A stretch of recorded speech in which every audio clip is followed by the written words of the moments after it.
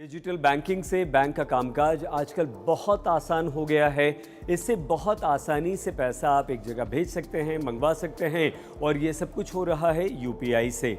लेकिन एक डिजिट की भी गड़बड़ी आपका पैसा किसी गलत अकाउंट में भेज सकती है, आपको बहुत बड़ा नुकसान हो सकता है। मतलब ये कि आपको बहुत बड़ा जोखिम भी होता है डिजिटल बैंकिंग में। मान लीजिए आपने गलती से अपना पैसा किसी गलत अकाउंट में भेज दिया, तो घबराइए नहीं, कुछ उपाय करके वो पैसा आपको मिल सकता है। हम गलती क्या करते हैं कि जब भी हम पैसा ट्रांसफ़र करते हैं तो उसके बाद हमारे मोबाइल फ़ोन पर मैसेज आता है या हमारे रजिस्टर्ड ईमेल पर उसका मैसेज या मेल तुरंत आता है, लेकिन हम वो देखते नहीं। हमें लगता है कि हमने पैसा ट्रांसफ़र कर दिया, वो पैसा चला गया, जिस अकाउंट में हमें भेजना था हमने वहाँ पर भेज दिया। लेकिन यही सबसे बड़ी गलती हम करते हैं।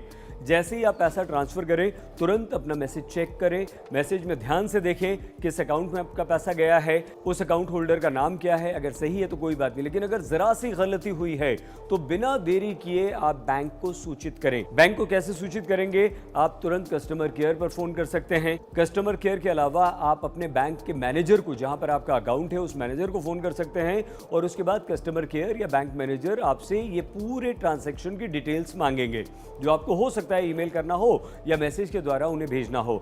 कई बार ऐसा होता है कि जब आप किसी को पैसा ट्रांसफ़र करना चाहते हैं या करने की कोशिश करते हैं तो आईएफएससी नंबर आपसे गलत डल जाता है और आपका पैसा कट भी जाता है। लेकिन ऐसे मामलों में घबराने की कोई ज़रूरत नहीं है, ऑटोमेटिकली आपका पैसा रिफंड हो जाता है और आपके अकाउंट में वापस आ जाता है। अब बैंक की क्या जिम्मेदारी है? जैसे ही आप बैंक को सूचित करते हैं जिस गलत अकाउंट में आपका पैसा गया, बैंक मैनेजर उस अकाउंट होल्डर से बात करता है। अगर वो अकाउंट होल्डर ये सहमति देता है कि हाँ गलती से पैसा आया, पैसा वापस ले लीजिए, तभी बैंक उस पैसे को आपके अकाउंट में ट्रांसफ़र कर सकता है। यदि वो व्यक्ति जिसके अकाउंट में पैसा गया अगर इनकार कर दे तो बैंक कुछ नहीं कर सकता और यहाँ पर मामला हो जाता है बहुत पेचीदा।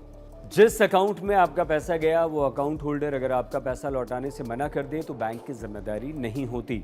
आरबीआई का एक नियम कहता है क्योंकि सारे डिटेल्स आप भरते हैं, ट्रांजैक्शन आप करते हैं, पैसा आप ट्रांसफ़र करते हैं, इसलिए गलती आपकी है, बैंक की कोई जिम्मेदारी नहीं। तो ऐसे में आपको कानूनी सहारा लेना पड़ता है। अदालत जाकर आपको कानूनी नोटिस उस व्यक्ति को भिजवाना पड़ता है और फिर अदालत कार्रवाई उस पर करती।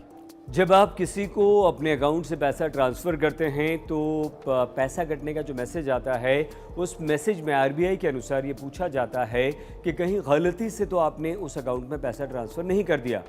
आपको तुरंत उस मैसेज पर जवाब देना है, आपको तुरंत बैंक से संपर्क करना है और अगर ऐसा होता है तो इस प्रक्रिया के तहत आसानी से आपका पैसा वापस आ सकता है।